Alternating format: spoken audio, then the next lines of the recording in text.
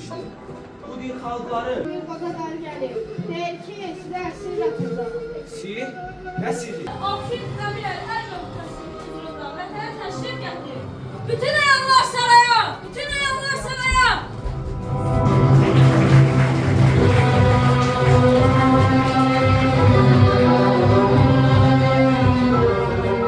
Böyük xəlifə!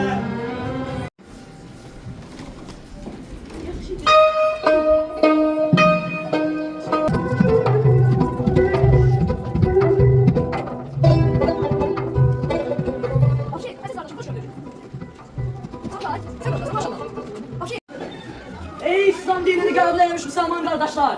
Mən Əmirəl Mömin Xəlifə Əl-Möhtəkimin neçisiyəm. Əvvəla, namusla bəslədə itimadı huzurunuza çatdırıram. Və ən müqəddəs din olan İslam dinini qəbul etməsinə Yandırmışam. Qızım, nə deyirik ona bax. Deyir ki, mən yandırmamışam. Yalan deyir. Yalan da. Sabah Afşin sənin boynunu vuracaq. Yutduğuna şək qoydu. Afşin sənin boynunu vuracaq. Əgər vurmasa, demək sən onun qızısan.